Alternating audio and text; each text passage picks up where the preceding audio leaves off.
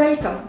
I'm Manisha from Finesse, and today we are going to talk a little about what we are doing towards our corporate social responsibility. At Finesse, our vision is to positively impact the lives of people around us. In line with this thought process, we have committed to spend 1% of our revenue through the Finesse Foundation, and this is primarily aimed at uplifting the healthcare and education of society. Learning space is one of the steps towards this.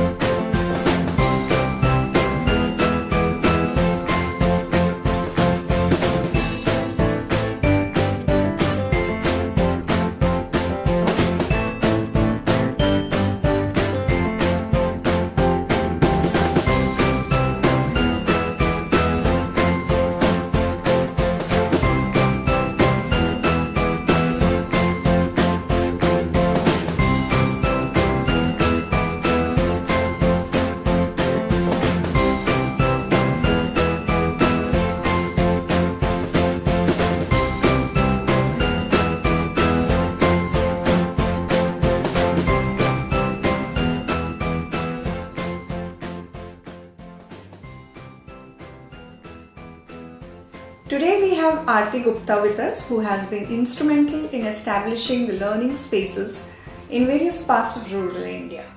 Hi Arti. Hi Manisha. How are you? I'm doing good. What about you? Thank you. I'm doing good as well. Tell us something about the learning spaces. Learning Spaces is about falling in love with learning once again. It's an endeavor to bridge the gap in traditional schooling and nurture traits like creativity, collaboration, curiosity, critical thinking, and problem solving. You mentioned gaps in traditional schooling. What do you mean by that? So tell me, how many students were in your class back when you went to school, Manisha? Lots, maybe 40, 50. And would you say they were at a different level of learning? Definitely, they were all learning differently. Right. And they loved different subjects? Of course. They had different temperaments, different styles of learning? True. Right. So how do you expect a teacher, a single teacher, to cater to 50, 60 students in a class? How do you expect her to engage so many students? So they are at a different level. Now, what level should the teacher teach at? Should the teacher teach at the level of the topmost student, the average student, or the bottom student? So if you see in a traditional schooling, the way the teaching is done, either the top or the bottom, somebody is going to be left out. Absolutely. Right? So if you see in the traditional schooling, there's a lot of teaching happening, but is there learning happening? What do you think? Yes, you have a point there. Right? So maybe there is some learning happening, but is it happening to the extent that we would like to have? Exactly. Not really, right? So currently the focus is, we have a curriculum as a teacher, and the teacher wants to finish that curriculum as soon as possible. Yes. Tell me, have you ever asked a question in a class? What was happening to students who asked too many questions? Yeah, they are asked to sit down. They're asked to sit down, exactly. Because there is no bandwidth to, answer questions, have a debate, understand, apply, right? So the idea is, you get certificates and then you go and look out for a job. And when you go and start working, what is the buzzword in office today? Innovation. Innovation, right? Yeah. How do I innovate? Wasn't my curiosity killed when I asked those questions and I was Yes. asked to sit down, isn't it? And then when we go and work, we are made part of a team, right? And how much of collaboration did you learn at school? It was all about competition or collaboration? Yeah, it's mostly about competition. It's about competition, right? So think about me as an individual, right? I've spent my life competing with others. I proved that, I was the most amazing kid. And there I go and I'm asked to collaborate. I have no idea how to collaborate with people, right? So if you see, there are these gaps where we as a whole education system, we are failing to produce individuals who are required in the organizations tomorrow. So when I say gap, this is primarily what I'm talking about. Yeah. So what do learning spaces look like? So when you walk into a learning space, you would see a huge room, maybe of the size of 20 by 30 or larger. There are computers connected to broadband internet. There are books. There are games, puzzles. There's a trained coordinator who facilitates activities. You would also see happy children working in teams on some or the other project. And if you go to a community learning space, you would see women there.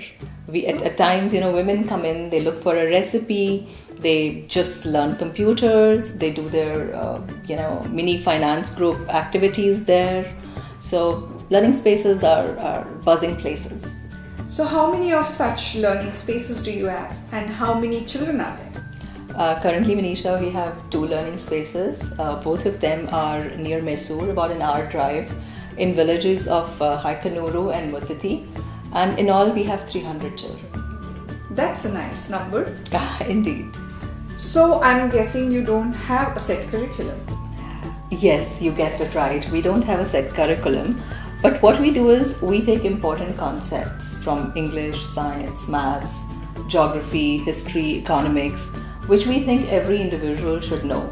And then we design activities around that. So for example, let me give you an example.